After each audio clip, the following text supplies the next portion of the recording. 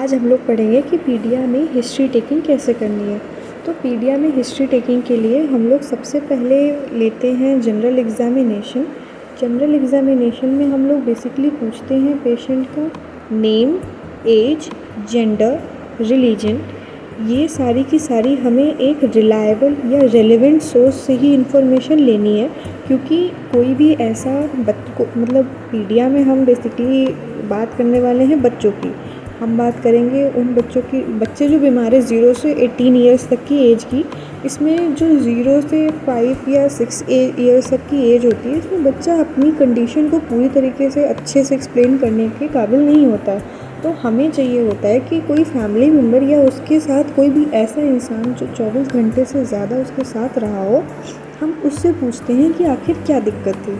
तो हम नेम में लिखेंगे बच्चे का नेम, एज लिखेंगे बच्चे की, जेंडर लिखेंगे बच्चे का, रिलीजन लिखेंगे कौन सा रिलीजन है। अब इसमें नेम क्यों इम्पोर्टेंट है हमें पता है। नेम से हम स्पेसिफिकली पेशेंट को आइडेंटिफाई कर सकते हैं, साथ ही हम पेशेंट से अपना कम्युनिकेशन अच्छा कर पाते हैं।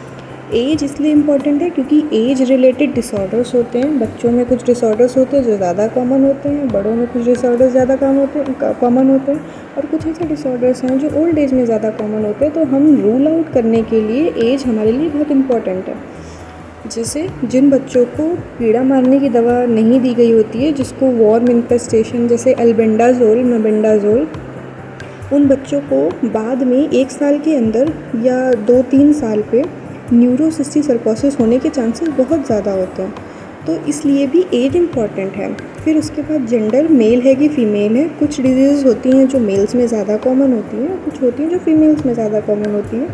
और रिलीजन इसलिए इम्पॉर्टेंट है क्योंकि हर रिलीजन की अपनी अलग अलग रूल्स एंड रेगुलेशंस हैं। कुछ रिलीजन्स में कॉन्सैंग्यूअस मैरिज जो है अलाउड होती है, जिसमें लोग अपने ही घर में ब्लड रिलेशंस में या कज़न्स में या नीस, नेफ्यू, अंकल में ही शादी कर लेते हैं। इन वजहों से रिसेसिव डिजीज़ जो होती हैं वो प्रेसिपिटेट कर जाती हैं और वो फ्यूचर जनरेशन में आ सकती हैं। तो हम इस चीज़ को रूल आउट करने के लिए या उसकी डायग्नोसिस बनाने के लिए रिलीजन इम्पॉर्टेंट हो जाता है। तो हमें हिस्ट्री किससे लेनी है? एक रिलायबल सोर्स से लेनी है। रिलायबल सोर्स कौन होता है? रिलायबल सोर्स वो इंसान होता है जो पेशेंट के साथ रहा हो फॉर मोर देन 24 आवर्स। इसके बाद हम जब केस प्रेजेंट कर रहे होंगे तो हमें यहीं पे मेंशन करना है कुप्पुस्वामी सोशियो इकोनॉमिक स्कोर को। तो ये क्या है? कुप्पुस्वामी सोशियो इकोनॉमिक स्कोर एक ऐसा स्कोर है जो हमें ये बताता है कि वो फैमिली सोशियो इकोनॉमिकली कितनी अच्छी है।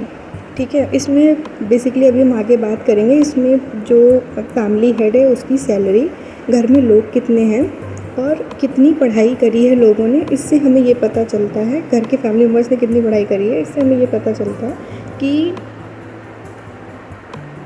घर की सोशियो इकोनॉमिक कंडीशन कैसी है।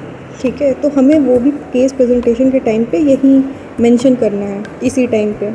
फिर उसके बाद क्लिनिकल कंप्लेंट्स जो होती हैं, चीफ कंप्लेंट्स जो हैं, मैक्सिमम आपको लिखनी है 4 से 5। ऐसे पेशेंट तो आते हैं, पेशेंट तो कुछ भी बताते चले जाते हैं।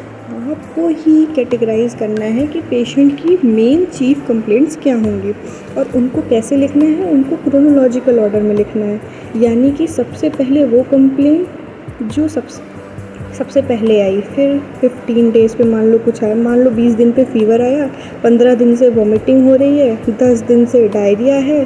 ठीक है, तो आपको इस तरीके से क्रोनोलॉजिकल ऑर्डर में लिखना है। जो चीज़ पहले हुई वो चीज़ पहले लिखनी है। फिर HOPI में, HOPI क्या होता है? History of present illness. इसमें एक्सप्लेन करना है, इन्हीं चीफ कंप्लेंट्स को इसमें एक्सप्लेन करना है उस ऑर्डर में जिसमें ये मेंशन किए हुए हैं। ठीक है, चीफ कंप्लेंट्स में। और ये जो होता है, चीफ कंप्लेंट्स जो होती हैं, ये पेशेंट की लैंग्वेज में ही लिखनी होती हैं। और ये जो होता है HOPI, इसको भी लिखना होता है पेशेंट की ही लैंग्वेज में। ठीक है, पेशेंट की लैंग्वेज में लिखना होता है। मान लीजिए कि पेशेंट बोलता है या फिर रिलायबल सोर्स बोलता है कि पेशेंट को फीवर है, तो फीवर में आपको क्या क्या पूछना होगा? HOPI के हिसाब से आपको पूछना है ऑनसेट कब हुआ, ड्यूरेशन कितनी देर के लिए था, कैरेक्टर रेमिटेंट था, इमिटेंट था, कॉन्टीन्यूअस था। ठीक है, तो जो 4 तरीके के फ़ीवर होते हैं आपको उनको पूछना है कि कैसा फ़ीवर था। फ्रीक्वेंसी पूछनी है कि सुबह शाम आ रहा है या कितनी बार दिन में आ रहा है। डॉक्यूमेंटेड और अनडॉक्यूमेंटेड क्या होता है? डॉक्यूमेंटेड का मतलब है कि जब फीवर आया तब क्या आपने टेम्परेचर चेक किया था थर्मोमीटर से? अगर चेक किया था तो वो एक डॉक्यूमेंटेड फ़ीवर है, अगर चेक नहीं किया था घर वालों ने तो वो अनडॉक्यूमेंटेड फ़ीवर है। फिर उसके बाद फ़ीवर एसोसिएटेड हो सकता है और भी चीज़ों से, जैसे यूजुअली एसोसिएटेड हो सकता है यूटीआई से, ईयर डिस्चार्ज से, नोज़िया से, वॉमिटिंग से, रैशेस, चिल्स एंड रिगोर और एब्डोमिनल पेन। ठीक है, अब बच्चा ये तो बताएगा नहीं कि उसको यूटीआई है, बच्चा, और ना ही पेरेंट्स बता पाएंगे कि बच्चे को यूटीआई है। तो पेरेंट्स क्या बताएंगे या रिलायबल सोर्स क्या बताएगा कि बच्चा सुसु करते वक्त रोता है। जब भी बच्चे को सुसु कराते हैं धीमी सुसु आती है और वो रोता है, तो आपको ये समझना है कि उसको हो सकता है बर्निंग मिक्चुरेशन हो रहा हो, और बर्निंग मिक्चुरेशन की वजह से वो रोता हो, और हो सकता है उसको यूटीआई हुआ हो। ईयर डिस्चार्ज कैसे पता चलेगा? ईयर डिस्चार्ज तो एक तो आपके घर वाले जो रिलायबल सोर्स है वही बताएगा कि ईयर से कुछ निकलता है, पस जैसा निकलता है, या फिर ऐसे पानी जैसा निकलता है, जो होगा वो बताएगा। दूसरा आप खुद भी एग्ज़ामिन करोगे तो पता चलेगा। नोज़िया, वॉमिटिंग में भी अब वॉमिटिंग में बहुत सारी चीज़ें हो सकती हैं।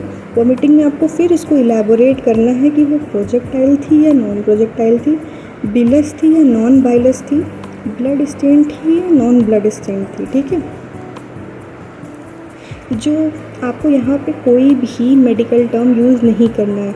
आपको बाइल स्टेन को हेमोप्टीसिस नहीं लिखनी, हेमेटोमेसिस नहीं लिखना है। ठीक है, हेमेटोमेसिस का मतलब होता है ब्लड इन वॉमिटिंग।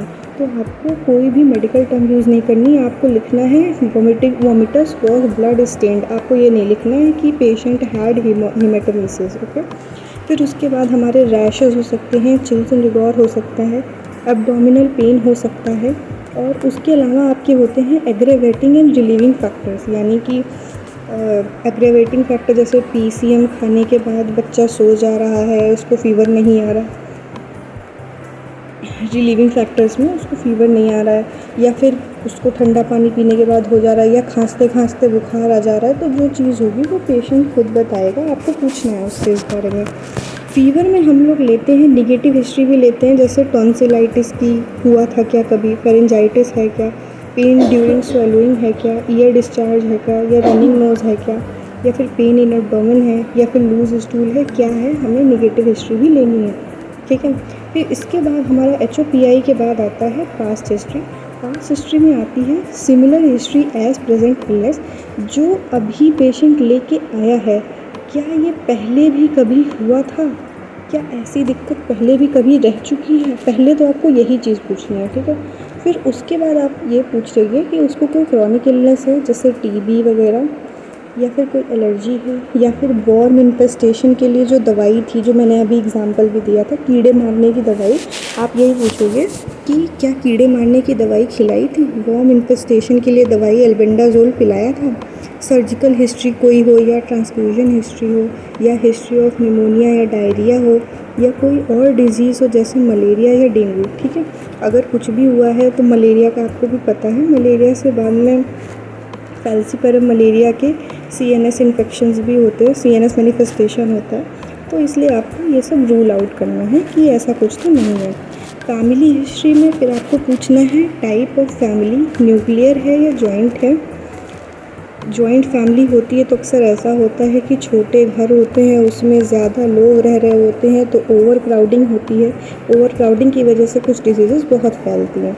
फिर आपको पूछना है नंबर ऑफ़ पीपल कितने हैं फैमिली में। फादर, उसके बाद आप फादर और मदर की हिस्ट्री लेंगे कि फादर की एज क्या है, फादर का ऑक्यूपेशन क्या है, फादर का एजुकेशन क्या है, फादर का ऑक्यूपेशन क्या है। वैसे ही मदर का पूछेंगे एज, एजुकेशन, ऑक्यूपेशन, और इनके बेसिस पे आप निकालेंगे Kuppuswamy score. Okay, socio economic score.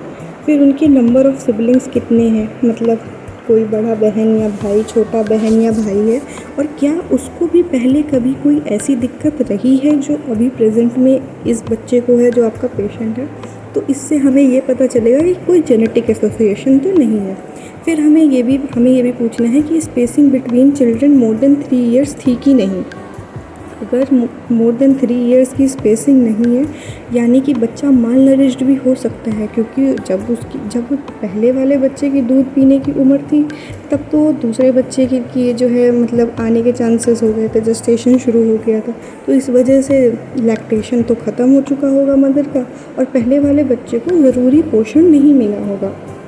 फिर उसके बाद हम लोग नेक्स्ट पढ़ेंगे कि पूछेंगे उनसे कि कोई अबॉर्शन हुआ था पहले, या कोई प्रीवियस स्टिल बर्थ थी, या हार्ट डिजीज़ हो कोई घर में, हाइपरटेंशन, डायबिटीज़, अस्थमा, टीबी, हमें ये सब पूछना है घर में किसी को है क्या। Death of any close family member, हम जो बच्चे होते हैं, बच्चे बहुत ज़्यादा इमोशनली कनेक्टेड होते हैं अपने घर वालों से और घर के मेंबर्स से, ठीक है। तो अगर किसी भी क्लोज़ फैमिली मेम्बर की जो है डेथ होती है तो उससे उन पर बहुत गहरा असर पड़ता है, तो इसलिए हमें ये चीज़ भी पूछनी है बच्चों के केस में, ये बहुत ज़रूरी चीज़ हो जाती है। क्योंकि हमने साइकेट्री में एक बच्चा देखा था, ऑफ कोर्स पीडिया में वो इसीलिए नहीं आया क्योंकि उसको दिमाग की दिक्कत थी, पहले पीडिया में आया था, फिर उसको साइकेट्री रेफ़र किया था।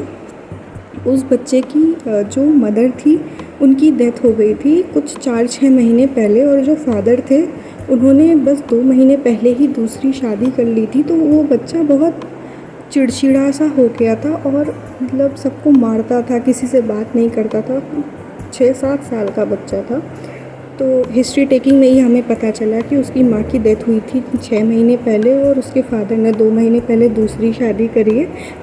बाद में हमने डायग्नोसिस बनाया था तो पता चला कि उसको डिसोशिएटिव डिसऑर्डर था, यानी कि मतलब वो उसको जो है एक स्पेसिफ़िक कंडीशन में जाके अटेंशन पाने के लिए, घर की वालों की अटेंशन पाने के लिए वो बहुत सारी उल्टी सीधी चीज़ें करने लगता था।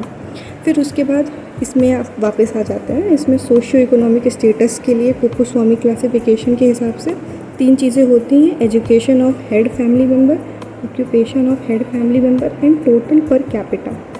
टोटल पर कैपिटा कैसे हम कैलकुलेट करेंगे? मंथली इनकम ऑफ मेंबर्स और नंबर ऑफ़ फैमिली मेम्बर्स, ठीक है। फैमिली हिस्ट्री में हमें ये बहुत ज़रूरी है कि जब भी बच्चा आए तो हम उसका पेडिग्री चार्ट बनाएं, क्योंकि बहुत सारी डिजीज़ होती हैं जो जेनेटिक्स से रिलेटेड होती हैं। हम इसमें 3 जनरेशन्स को ज़रूर दिखाते हैं, इसमें भी मैंने दिखाया है, ये है फर्स्ट जनरेशन, ये है सेकंड जनरेशन, ये है थर्ड जनरेशन। अगर इससे आगे कोई जनरेशन नहीं है तो ये थर्ड जनरेशन है, ठीक। फ़िलहाल हमारे पास पीछे की जनरेशन है क्योंकि इसके आगे कोई जनरेशन नहीं। अगर कोई इसके आगे की है तो आप वो मेंशन कर सकते हैं। ये जो इंडिविजुअल है, ये अफेक्टेड इंडिविजुअल है जो हमारा पेशेंट है, ये इसके papa mummy. Boxes are boys and girls are circle, okay. Boxes को बॉयज़ की तरह, बॉयज़ को बॉक्सेस से रिप्रेजेंट करते हैं और गर्ल्स को इससे सर्कल से रिप्रेजेंट करते हैं, ठीक है। डबल अगर लगा हुआ है लाइन तो ये रिप्रेजेंट करता है कॉन्सेंगुअस मैरिज, ओके, कॉन्सेंगुअस मैरिज। और अगर सिंगल लगा हुआ है तो ये मैरिड रिप्रेजेंट करता है। ये हमारा अफेक्टेड इंडिविजुअल है, ये मेल है और सर्कल फीमेल है, ठीक है। फिर उसके बाद हमारा कॉन्सेंगुअस मैरिज 3 तरीके की हो सकती है: फर्स्ट डिग्री, सेकंड डिग्री और थर्ड डिग्री। फर्स्ट डिग्री में ब्लड रिलेशंस में हो जाए, मम्मी पापा भाई बहन। सेकंड डिग्री में अंकल नीस या नेफ्यू से हो जाए, और थर्ड डिग्री में कज़न से होती है तो उसको बोलते हैं। अगर कहीं पे ऐसा बना रहे हैं आप, इसका मतलब है कि वो ट्विन्स हैं, गर्ल्स हो सकती। यहाँ पे तो इनका दोनों का मतलब है कि 2 गर्ल्स ट्विन हुई हैं, इसका मतलब है एक गर्ल एक बॉय ट्विन है, और इसका मतलब है 2 बॉयज़ ट्विन हैं, ठीक है। तो ये हमारा पेडिग्री चार्ट है, ये बनाना बहुत ज़रूरी है बच्चों के केस में, पीडिया में बहुत ज़्यादा ज़रूरी है। अभी फ़िलहाल हम फैमिली हिस्ट्री पे एंड कर रहे हैं, इसके बाद आपकी बचेगी बर्थ हिस्ट्री और डेवलपमेंटल हिस्ट्री, वो मैं दूसरे वीडियो में कवर करूँगी क्योंकि ये वीडियो पहले ही बहुत लंबा हो गया है, ओके।